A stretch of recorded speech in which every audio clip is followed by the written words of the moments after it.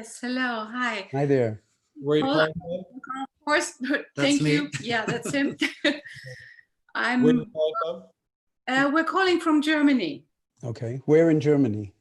near Frankfurt, Okay. little town near Frankfurt. And oh, I'm really excited now that you chose me. Thank you so much. I'm also a a mindfulness teacher. And I was wondering, Jon, you're using some words like perfection. You mentioned that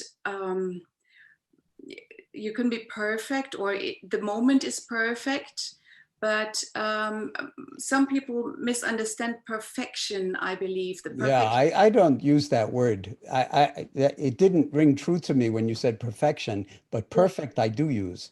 Yes, exactly. That's what I meant. Yeah. Not perfection, because perfection is kind of a noun that you're something you're trying to attain, okay?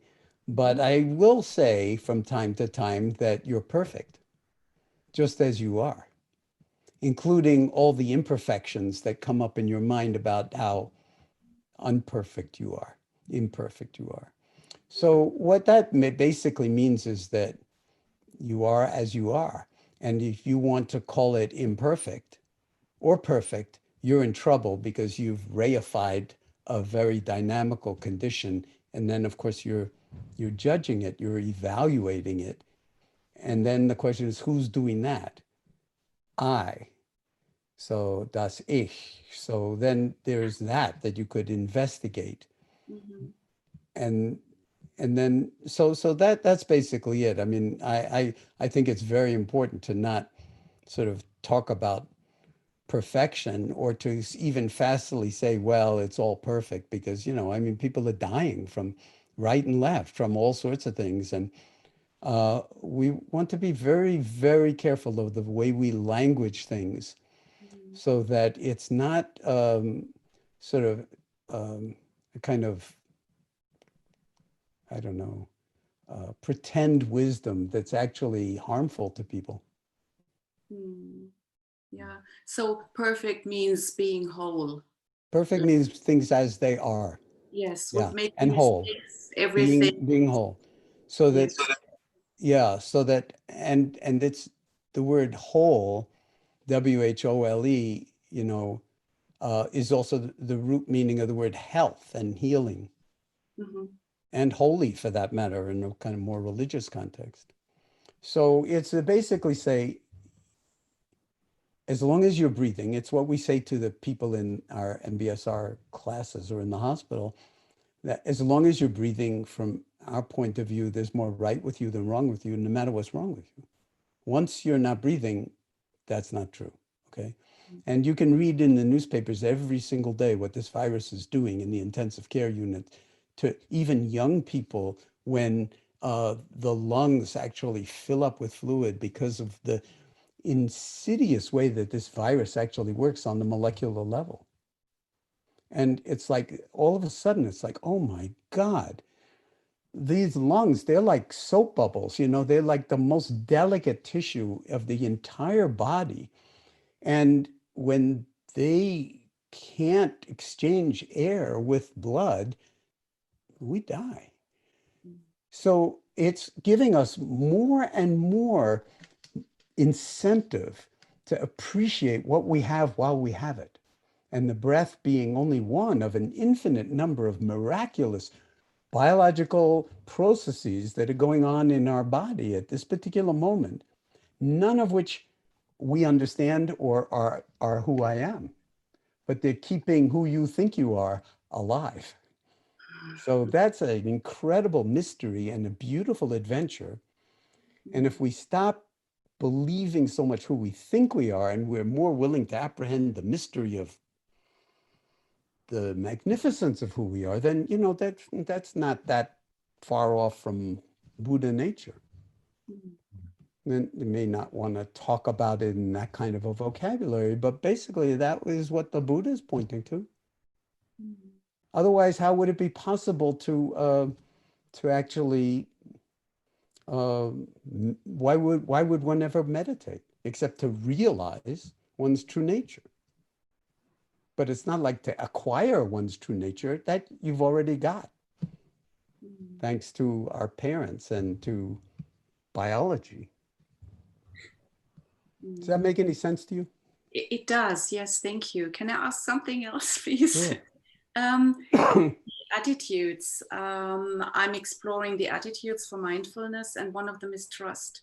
So would trust be the same thing when you're talking about being at home in your body, being at home in insecurity, being at home in the catastrophe of life? Yeah. Is that what you mean? Yeah. Well, what's the alternative? Yeah. To not trust it? I mean, what trust means is to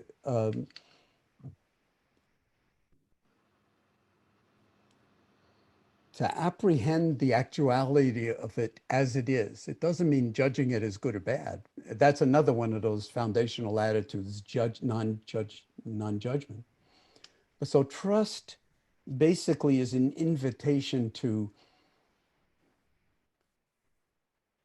transcend liking and disliking, but to directly apprehend how things are. And then for now, at least, trust in your own clarity around that, whatever it is. So you might, apprehend somebody and see that they're not trustworthy. If you have that impression and it comes back at least once or twice more, trust it. You know what I'm saying? It's not like, oh, just be friends with everybody. Not everybody has your best wishes at heart. So it's of course, I'm not saying anything that people don't already know, especially women. But so then you trust your own instinct, your own intuition. A lot of people don't. And they get into lots of trouble because they think they should be nice or just kind or available to everybody. But there's some circumstances in which that's not wise. Be careful, protect yourself.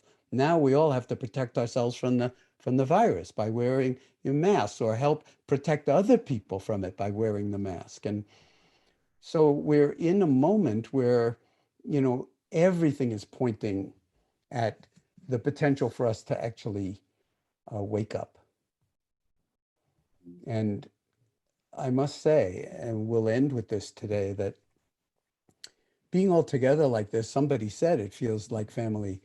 Do you think I thought this up because it would feel this way? No, I had no idea how this would be. It's a kind of emergent property of us all being willing to come together like this.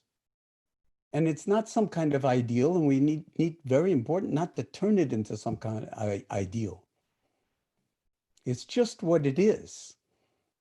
But the fact that we can actually connect with each other in this way, and then at other times of the day, and I hope you're doing this to whatever degree you can, given that our lives are in chaos and we can't control the home environment or whatever is going on and how much we need to work and everything else. But I hope you're using the whole thing as a kind of meditation retreat. And that this is, in some sense, the reminder every day of the week, at least the weekdays, to remember this is a meditation retreat. But it's not like, oh, I'll meditate with Jon at 2:00. That's the only time I'll meditate. No, wake up meditating. Don't even bother getting out of bed. Lie in bed, even if it's for 30 seconds, as I've been emphasizing from time to time, and be in your body, feel your body, attend to the sensations in your hands and your feet, the thoughts in your mind, the fear of the day, whatever it is, and then be the awareness of all of that. Then get out of bed. And then keep that going through the whole day. Then you're turning the whole day, including going out to get food, including, working if you can work, including like everything. I mean, because a lot of people don't have work anymore, and they don't have money anymore, and they don't have food anymore. And so, but that doesn't mean we should lose what's deepest and best in ourselves when we most need to not lose that. And that's our mind and our heart. And that's a disciplined practice. So I hope in various ways, we don't have time to go into it now, but I've said it at other times, in whatever way you can take this and do some formal meditation practices and formal yoga practices whenever you can, whether it's early in the morning, whether it's when you get out of bed, whatever it is, whether it's late at night, or do it with the kids and turn it into a game, or whatever it is that you're doing. Turn the whole day into a meditation retreat, and also big time not knowing, because we have no idea where all this is going.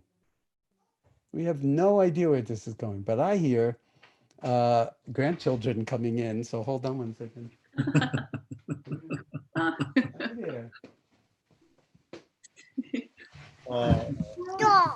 Yeah. So this is Kimi, Joaquin. So Okay. I'm just talking to people for now. So you can watch. Do you want to watch? Yeah. Okay. So you get my point that the entire unfolding is the meditation practice, and it's not separate from life itself, wouldn't you say? Yeah, he said. He's agreeing. Thank you so much.